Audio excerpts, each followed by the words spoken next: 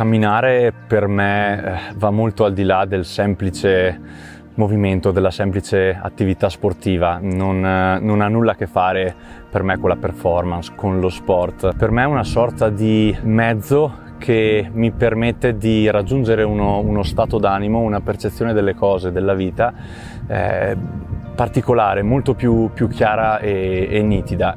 Quando cammino è come se percepissi che quella è proprio la dimensione naturale per la quale noi siamo fatti e riesco a ritrovare il mio centro, una sorta di cosa di questo tipo. Ovviamente non è una cosa che avviene camminando 5 minuti o mezza giornata, è una sorta di processo che ha bisogno del suo tempo per avvenire, perché quello che percepisco io è che nella realtà, nella cosiddetta normalità di tutti i giorni, noi siamo perennemente bombardati da iperstimoli e viviamo in una dimensione che di fatto è veramente innaturale, io percepisco innaturale, e per tornare a una dimensione di naturalità, per in un certo senso purificarci e togliere questo in più, c'è bisogno di tempo, perciò c'è bisogno di un'esposizione nel tempo prolungata al cammino, e più si riesce a camminare per tanto tempo, più almeno personalmente riesco a raggiungere una chiarezza, una sorta di pace interiore.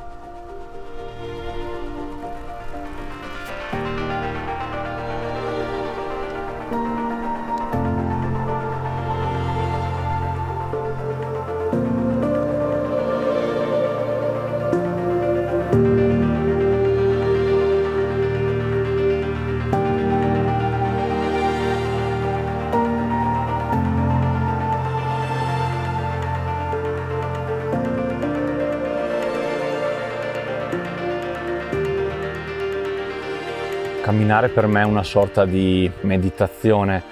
Più cammino, più riesco a entrare nel presente, più i pensieri, il continuo bombardamento della mente, il brusio mentale trova la quiete e quindi io riesco a sperimentare uno stato di beatitudine molto intenso, molto piacevole, e questo è il motivo principale che mi spinge a camminare.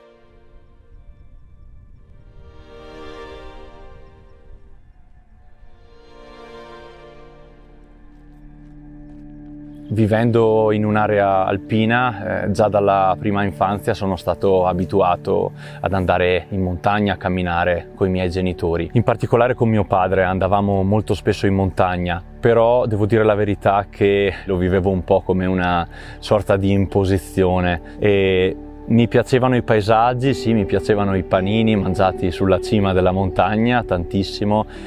Odiavo la fatica. Probabilmente inconsapevolmente, sicuramente, non capivo perché bisognasse fare un sacco di fatica, arrivare sulla cima, mangiare un panino e poi si tornava a casa. Dopodiché, dal punto di vista del camminare, in realtà io ho proprio smesso, nel senso che poi ho iniziato a fare altri sport e quindi la montagna l'ho proprio messa da parte e per certi versi la volevo allontanare, perché mi ricordava un po' questa imposizione vissuta nella mia infanzia del fatto che bisognava andare a camminare. Poi attorno ai 25 anni è nata in me un bisogno di ricerca interiore, di capire chi ero confuso, ero anche infelice, perciò era nata in me questa pulsione che mi direzionava comunque verso i boschi. Perciò mi sono comprato la mia prima tenda e con un mio vecchio amico Mattia abbiamo iniziato ad andare in montagna. Era un andare in montagna decisamente non convenzionale, non era l'andare in montagna classico del raggiungere la cima, era un vagabondare per boschi, per montagne, cercando i laghetti, cercando i torrentelli, cercando la legna per fare il fuoco, facendo questi accampamenti, vivendo la montagna e per certi versi provando a sentirci un po' un tutt'uno con la montagna.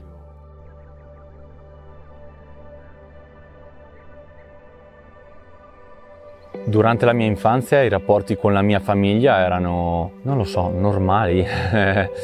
per esempio, ero veramente legato a mio padre e ciò che diceva mio padre per me era il Vangelo e pendevo dalle sue labbra. Mi portava in montagna, mi insegnava a riconoscere le piante, ad accendere il fuoco, tutte queste cose molto, se vogliamo, tribali che a me piacevano veramente tanto, le sentivo risuonare dentro. E il rapporto con mia madre è sempre stato estremamente bello, proprio un rapporto estremamente sano e disinteressato. Con mio padre invece, diciamo dall'inizio dell'adolescenza in avanti, il rapporto si è incrinato parecchio. Era come se lui avesse già in testa per me la vita che avrei dovuto vivere. Per quanto riguarda il rapporto con gli amici e con gli altri in generale, nell'infanzia era un rapporto normale, ero un bambino come tutti gli altri. Poi questa influenza forte di mio padre e questo perenne sentirmi giudicato da lui e misurato ha fatto in modo che io crescessi nella convinzione che ogni persona fosse lì per giudicarmi. Mi sentivo per certi versi anche diverso e purtroppo anche sbagliato.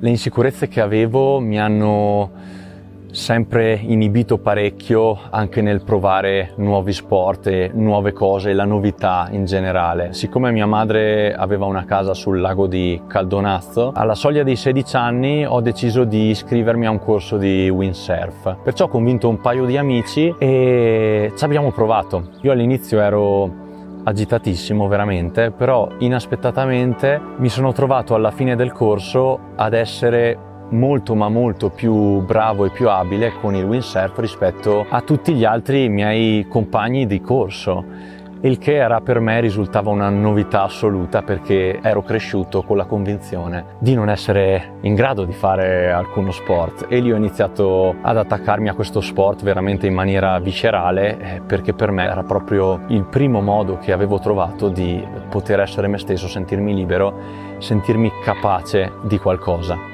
Ho praticato windsurf per diversi anni, ho fatto anche l'istruttore per 6 o 7 stagioni estive. Nel frattempo mi sono dato anche a un altro sport, che è la palestra. Il motivo che mi ha spinto alla palestra è un po' sempre lo stesso, sempre legato alle mie insicurezze. Ero un ragazzino magrolino, ma come tanti altri ce ne sono, e per me quella magrezza era un qualcosa assolutamente di terribile. Pensavo di fatto addirittura che tutti i miei problemi, tutte le mie insicurezze derivassero semplicemente dal fatto che ero magrolino. Passati i primi mesi ho iniziato a prendere dimestichezza con l'ambiente, con le altre persone e soprattutto con i pesi e con la disciplina. Ho iniziato a studiare per poter essenzialmente aumentare il più possibile di massa muscolare. In pochi mesi appunto sono passato da 59 kg a 70 kg e di lì a 3 anni ero arrivato a più di 80 kg, quindi ero diventato molto grosso, molto prestante. Ma nonostante tutto mi stavo rendendo conto che questa cosa assolutamente non mi stava togliendo quelle insicurezze. Ero la stessa persona insicura, ma semplicemente con più carne attorno. Sia il windsurf, ma soprattutto, veramente soprattutto la palestra mi ha insegnato veramente tanto riguardo gli sport, ma riguardo la vita, riguardo la disciplina. Se vuoi raggiungere un obiettivo devi veramente essere ossessionato. Se tu ti svegli la mattina e pensi a quella cosa, ogni parte della giornata la dedichi al raggiungimento di quell'obiettivo, prima o dopo quell'obiettivo o lo raggiungi o ci arrivi vicino. Questa cosa qua è anche un'arma a doppio taglio, perché l'ossessione di fatto ti mostra la vita, le cose, le persone, i rapporti in maniera totalmente utilitaristica. Tutto ciò che sta tra il presente e il raggiungimento dell'obiettivo è un puro mezzo per l'obiettivo e quindi svuotato della vita, della sua essenza.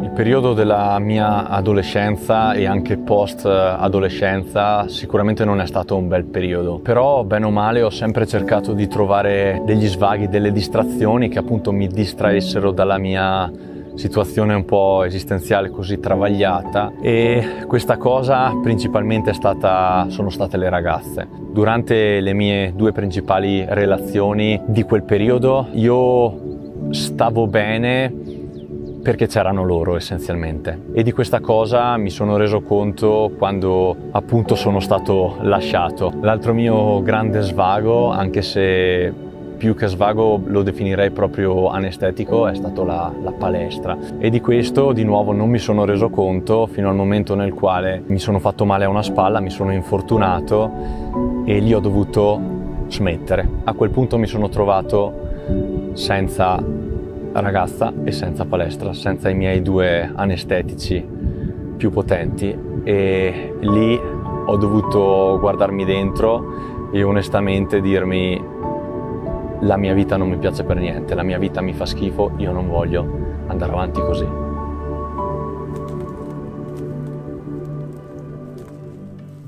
Il concetto di sostenibilità per me ha assunto un valore enorme ormai, ne sono abbastanza ossessionato in base alla consapevolezza ambientale che ho sviluppato negli anni. Però diciamo che il tutto è nato proprio tra i boschi, in quelle stagioni estive nelle quali lavoravo in montagna con mio padre. In pratica il nostro compito era di misurare il diametro di tutti gli alberi delle foreste circoscritte a un'area, in modo da sapere il volume di legname che c'era in quel bosco. In questo modo si può risalire alla quantità di legname che si può asportare dall'ecosistema bosco senza intaccare la sua capacità di rigenerazione. Quindi si può sfruttare il bosco in maniera totalmente sostenibile. E questo essenzialmente è il modo attraverso il quale ho imparato i concetti di sostenibilità. Ho imparato che prelevare più risorse da un ecosistema o dal mondo stesso più velocemente rispetto al ritmo attraverso il quale queste risorse vengono rigenerate dalla terra non è un'opzione possibile a lungo termine.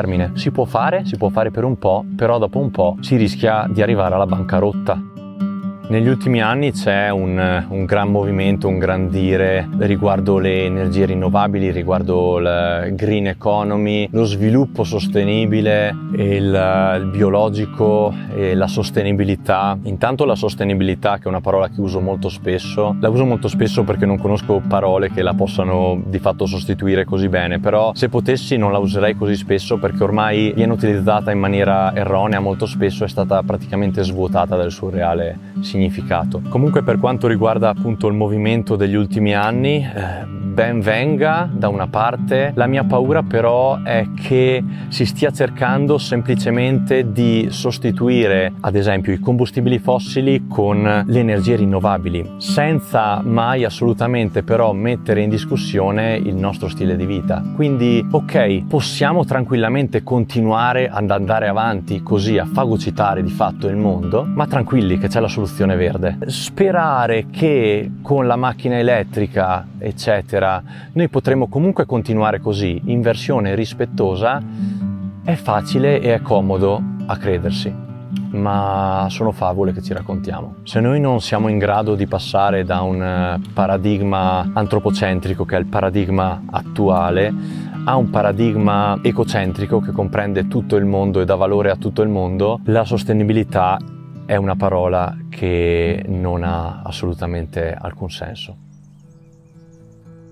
Il mio rapporto con l'agricoltura è nato quando sono nato praticamente, perché mio padre, oltre a essere forestale, ha un'azienda agricola, quindi fin dalla mia prima infanzia io sono cresciuto tra i filari di mele e di viti. Ovviamente, come qualsiasi bambino, non ho fatto eccezione per quanto riguarda l'istinto di emulazione dei genitori, perciò per me il mio futuro era dettato, io dovevo lavorare nei campi. Mio padre ha un'azienda agricola convenzionale, produzione monocoltura mele. Attraverso tutto il processo mio di sensibilizzazione alla sostenibilità mi ha portato appunto a interrogarmi sempre di più sull'agricoltura che conducevo con mio padre, e lì mi sono reso conto che le cose non andavano bene. Lì tra quei filari non c'era spazio per la sostenibilità, per la biodiversità, per la vita. Al che ho iniziato a fare dei corsi di agricoltura e di ecologia più in generale per crearmi un po' delle competenze, e lì ho conosciuto una un ragazzo stava facendo un corso con me, un corso d'agricoltura, e questo ragazzo aveva appena ereditato l'azienda agricola di famiglia, però lui non ci aveva mai lavorato più di tanto, perciò le sue competenze non erano sviluppate come le mie, e con l'entusiasmo di entrambi abbiamo deciso di partire insieme a fare un progetto di agricoltura che prima di tutto però avrebbe dovuto prevedere il più possibile un modello sostenibile, ma poi avrebbe dovuto provvedere anche alla sussistenza della famiglia, quindi al produrre prima di tutto le derrate per la famiglia, quindi la frutta, la verdura. E questo modo di agricoltura, no? E soprattutto questo cercare in parte all'inizio di provvedere almeno un po' alla propria alimentazione, ha rafforzato veramente il legame tra me e quelle terre, ma tra me e il mondo tutto. Andando al supermercato, comprando cibi spesso processati, è molto difficile percepire che facciamo parte del resto del mondo. Noi non lo sentiamo più questo legame. Ecco che tornare a vedere un campo di frumento e poi mangiarne il pane mi ha restituito e ha rinsaldato, ha rafforzato veramente quel rapporto col mondo intero e quella consapevolezza che non siamo separati. Il Pacific Crest Trail mi ha scelto. Avevo la profonda sensazione che avrei dovuto fare qualcosa di grande. Invidiavo molto le persone che riuscivano a trovare il coraggio di mollare tutto e partire. Da una parte avevo il terrore di fare una cosa del genere e poi sinceramente io avevo il mondo davanti ma nulla che mi attirasse. A un certo punto ho iniziato a frequentare una ragazza, o meglio, durante un corso di windsurf che stavo tenendo, una delle studentesse era una ragazza bellissima. In quell'occasione lei mi dice: ma sai che ho letto un libro nel quale c'è questa ragazza che in seguito a una serie di sventure e vicissitudini brutte che le sono successe durante la sua vita, decide di partire per un viaggio su un sentiero lunghissimo attraverso gli Stati Uniti. A settembre dello stesso anno, quindi dopo un paio di mesi, io sono rientrato a casa dei miei per aiutarli con la raccolta delle mele e uno dei primi giorni sbircio in camera di mia madre e sul comodino c'è un libro e la copertina mi attrae subito. Su questa copertina c'era una ragazza con uno zainone enorme blu e c'era scritto Wild. L'ho preso in mano, ho letto il retro e ho detto: questo è il libro di Laura, la ragazza. All'inizio lo leggevo non tanto per interesse verso il libro, ma perché mi sentivo un po' più vicino a lei. Poi però man mano che andavo avanti questo libro mi prendeva sempre di più e sono arrivato alla fine del libro che mi sono detto: e se? Questo è stato il modo in cui l'universo mi ha spinto al PCT. Il Pacific Crest Trail è un sentiero molto lungo di 4.200 e più chilometri che attraversa gli Stati Uniti dal Messico al Canada sulla costa ovest.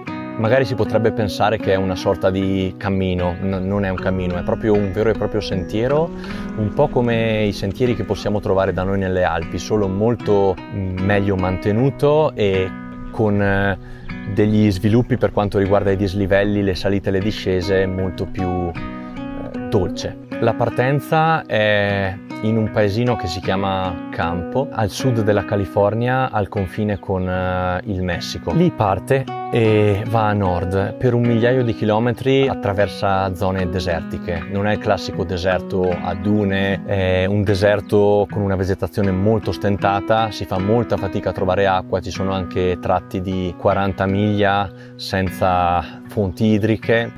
Finalmente sentire questo rumore, questo fruscio e finalmente rendersi conto che è alto e non è il solito vento. Dopo questi primi 1000 chilometri il sentiero inizia a inerpicarsi sulla catena montuosa della Sierra Nevada e si stabilisce poi ovviamente con un saliscendi a quote comprese tra i 2000 e i 3500 metri. Questa è un po' la sezione più tosta dell'intero sentiero perché anche a tarda primavera ci si può imbattere in nevicate, comunque si trova neve.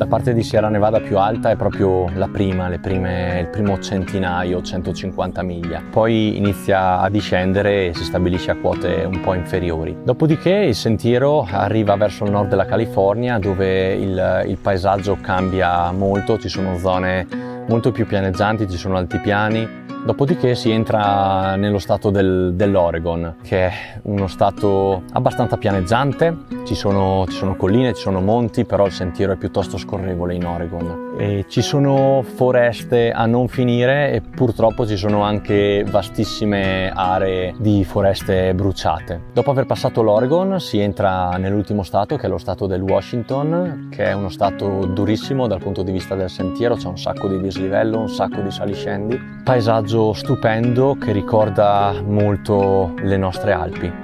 E appunto dopo 4280 km il sentiero finisce al confine con il Canada.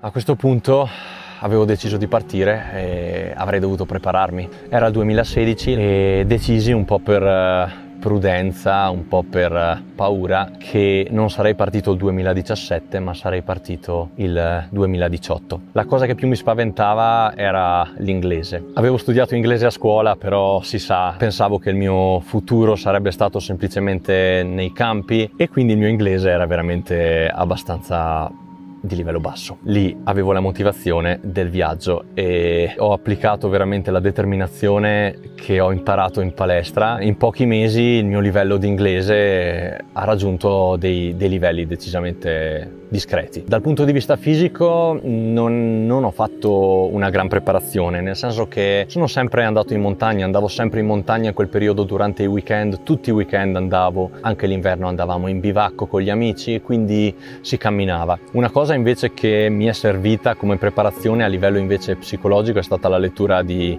un libro che parlava proprio della sfida a livello emotivo e psicologico di un viaggio del genere, e lì appunto mi sono un po' preparato anche a quelle che sarebbero state le sfide che volente o nolente sarebbero arrivate su un viaggio così lungo. Quindi mi sono fatto una lista con tutte le mie motivazioni per le quali partivo, ciò che lasciavo a casa, ciò che non lasciavo, chi mi sarei aspettato di essere quando sarei arrivato a destinazione e come mi sarei sentito invece se avessi mollato. Quando poi sono arrivato proprio sul trail a campo, lì è stato intenso vedere il monumento dell'inizio del sentiero, il monumento che avevo visto prima d'ora un sacco di volte ma solo sullo schermo del mio computer. Lì mi ricordo che sono salito sul monumento guardando dritto a nord dove puntava il sentiero. C'erano altri ragazzi in quel punto e tutti andavano a toccare il muro di metallo che c'era invece a sud verso il Messico, e in quell'occasione io proprio non ho avuto nessuna pulsione di andare lì a sud a guardare il Messico, a sbirciare dalle fessure della muraglia. Per me non c'era niente a sud, per me la mia vita sarebbe cominciata da lì in poi, verso nord. Sul trail la vita è piuttosto semplice, dura sì, ma semplice. Ci si alza la mattina presto, si fa colazione, si smonta tutto, si riempie lo zaino, si cammina, ci si ferma quando si ha fame, si riparte, si cammina fino a sera, si monta al campo, si cena, si va a dormire. E forse anche proprio la semplicità di questa routine unita al contesto che si attraversa che dopo un po' ti fa veramente dimorare in uno stato di pace e di quiete interiore impagabili.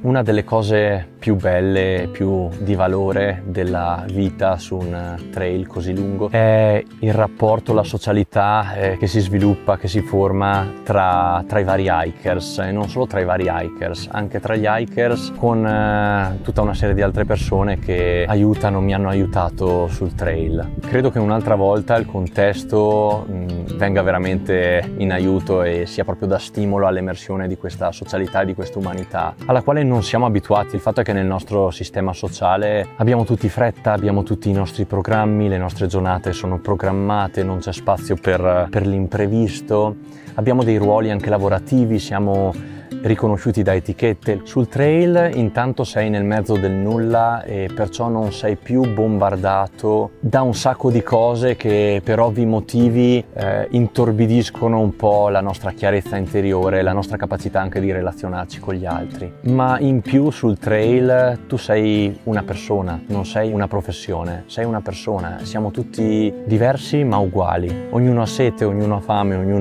ognuno gioisce di un tramonto, ognuno è contento quando può lavarsi e farsi una doccia calda e può mangiare un panino, una pizza. Quando facevamo autostop questa cosa era molto evidente perché le persone che si fermavano e che ci tiravano su si aprivano incredibilmente subito. Era incredibile come questi sconosciuti si aprissero con noi, con queste persone che venivano dai boschi. Non si parlava quasi mai di chi fossero queste persone nella loro vita cosiddetta normale. Si aprivano probabilmente perché noi, venendo dai boschi, eravamo un qualcosa di diverso dalle persone che erano soliti conoscere e frequentare, non erano le solite persone che facevano parte della società. Anche se per poco noi eravamo fuori dalle sbarre, eravamo degli umani diversi, di un tipo più animale se vogliamo, ma anche più elevato. Sono partito per il PCT acquistando un sacco di attrezzatura bellissima, costosissima, ultraleggera. Il mio zaino pesava comunque tantissimo. Mi ci sono volute più di 1500 miglia per capire che l'ultralighter non è tanto definito da quello che è l'attrezzatura ultraleggera, l'utilizzo di attrezzatura ultraleggera, ma l'ultralighter è tale soprattutto in base alla sua capacità di emanciparsi dalle cose, di sviluppare delle abilità in modo da riuscire a fare a meno delle cose. Infatti, appunto, dopo 1500 miglia e tantissima fatica e tantissima invidia nei confronti di questi ragazzetti che mi sorpassavano con questi zainetti microscopici odiosi, ho deciso che ero pronto per eliminare parecchia roba che stavo portando. Ero in una camera di motel quando ho srovesciato sul letto il contenuto intero del mio zaino e ho iniziato il mio vero primo shakedown. E lì ho setacciato tutta la mia attrezzatura decretandone l'utilità reale e l'inutilità. Alla fine di questo processo avevo davanti a me questo bel mucchietto di cose delle quali avevo decretato l'inutilità. Allo stesso modo comunque ho sentito il bisogno di dover cambiare anche zaino. È come se avessi sentito il bisogno di tagliare con quello zaino che era ancora così tanto intriso di quelle paure, di quelle insicurezze che erano legate a quella necessità che avevo di dover portare tutta quell'attrezzatura in più, perché quella non era altro che insicurezza. E quindi un po' come una ragazza alla fine di una relazione che si taglia i capelli, io avevo bisogno di tagliare con quel vecchio Lorenzo che ero stato, ma che il trail aveva cambiato così tanto e che quindi non ero più Lorenzo, ero il mio trail name, ero Ferrari. Perciò ho speso un sacco di soldi, ho preso uno zainetto più piccolo, una decina, 10-15 litri più piccolo, e soddisfatto sono tornato sul trail. E da lì in poi si può dire che è cambiato tutto.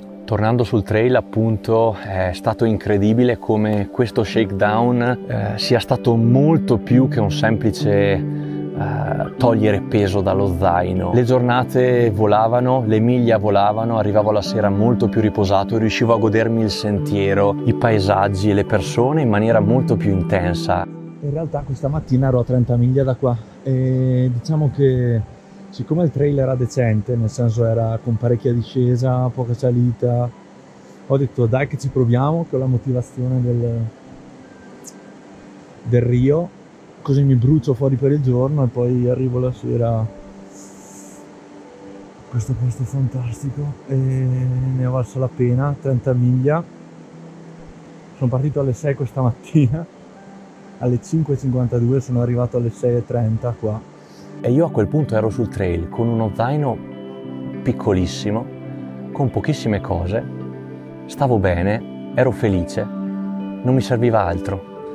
E lì mi sono detto, ma e allora tutte le cose attraverso le quali ci riempiamo la vita, ci servono davvero oppure ci schiacciano e ci impediscono di vederci, di guardarci intorno, di guardarlo il paesaggio della nostra vita intorno, di guardare il sentiero che stiamo percorrendo attraverso la vita. Quindi mi chiedo, ma mi sveglio, vado a dormire sereno, dormo benissimo, sono felice, mi sveglio sereno, sono pieno di serenità. Ma pensando a come sto vivendo, vivo in un modo che la maggior parte della gente definirebbe miserabile. Vivo in una tenda, mangio poco, le porcate, cose disgustose che solo perché uno fa da lupi mangio. La mattina indosso scarpe già fradice e gelide. Praticamente vivo un'esistenza animale. Perché? Allora sono felice. E perché invece la via maestra della realizzazione esteriore, del lavorare, del possedere belle case, belle macchine, perché quella vita lì non mi dà questa serenità? Questo mi fa pensare parecchio, mi fa mettere in dubbio veramente il fatto anche di realizzare qualcosa nella vita, sia qualcosa che possa dare effettivamente felicità, perché io qua l'unica cosa che sto realizzando probabilmente è un grande percorso interiore, quindi mi viene da tornare all'argomento del tutti i comfort, tutte le cose, le realizzazioni che noi vogliamo avere, vogliamo possedere, alla fine possiedono la nostra vita, la nostra serenità, la nostra felicità. E io già queste cose le sentivo, però era una voce in sottofondo, adesso le sto provando, ci sono dentro e cazzo sia vero. Alla mattina del mio 156esimo giorno mi sono reso conto che ero quasi arrivato al confine con il Canada. Era difficile pensare che finalmente ero arrivato alla mia meta. Era difficile perché la mia meta in realtà non era il Canada. La mia meta l'avevo raggiunta giorno dopo giorno, sfida dopo sfida. Tutte facevano parte della ricerca del mio Canada. Descrivere le sensazioni che provavo in quel momento non è facile. Non ero felice, non ero nemmeno triste. Mi sentivo più che altro vuoto. Per me, più che un tornare a casa, era un abbandonarla. Andare via da quei posti nei quali mi ero sentito così libero di poter essere, manifestare me stesso, in quei luoghi in cui ero riuscito a farmi apprezzare così tanto per quello che ero riuscito a vivermi le relazioni, la vita e ogni istante al massimo. Al mio ritorno in Italia, i primi tempi è stato bello, era tutta una novità e era una fonte incontenibile di energia. È bastato però veramente poco perché quel vecchio mondo tornasse un po' a inghiottirmi. La cosa più dura era la sensazione di solitudine pioniera, dopo tutta quella condivisione, dopo tutta quella sensazione di far parte di qualcosa di più grande. Mi sembrava di essere come in quegli incubi in cui si cerca di urlare ma la voce non esce. Così io provavo a comunicare con gli altri ma non c'era comunicazione. Si impressionavano per il fatto che avevo consumato 3 paia di scarpe, avevo fatto 7 docce, mi erano cresciuti tot centimetri di barba, ma nessuno mi chiedeva veramente cosa aveva provocato in me dentro quel viaggio. È stata proprio questa frustrazione, questo senso di solitudine, questa incapacità di condividere la vita e i valori in cui ora credevo che mi ha portato prima ad aprire un canale YouTube dove ho iniziato a condividere il trail, la mia nuova visione della vita, il minimalismo, il togliere, i nuovi binari sui quali la mia vita si stava ora sviluppando. Oltre a ciò, in seguito a questa forte frustrazione, ho sentito il bisogno di scrivere ciò che avevo vissuto. Avevo proprio bisogno di mettere su carta chi ero diventato o più che altro chi avevo capito veramente di essere per evitare che l'avventura che avevo vissuto non svanisse semplicemente come un bel sogno nel passato.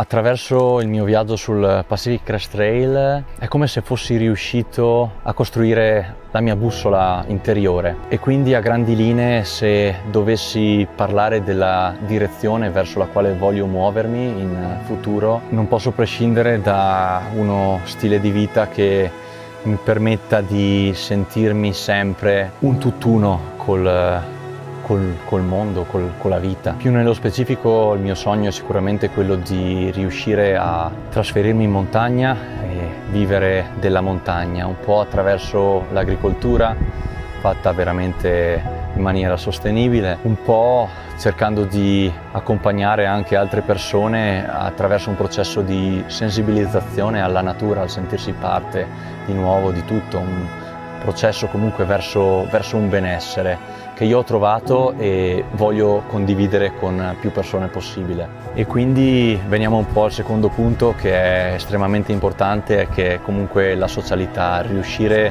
a vivere una vita circondato da persone con le quali posso essere me stesso, e essere me stesso non è un ostacolo ma è un valore aggiunto. Attraverso il canale YouTube anche sto cercando appunto di portare avanti, far nascere, far sbocciare quello che è proprio una comunità di hikers, certo, ma di persone che si approcciano alla vita in maniera alternativa. La cosa che mi farebbe veramente brillare gli occhi sarebbe riuscire con il mio lavoro a accompagnare la gente proprio in un processo di rieducazione alla naturalità, a riuscire ad accompagnare la gente, le persone, a ritrovare la via verso se stesse e in questo modo ritrovare un po' la serenità, la pace interiore, e sono convinto che questo processo di conseguenza porterebbe un po' tutti a vivere delle vite veramente sostenibili e veramente appaganti.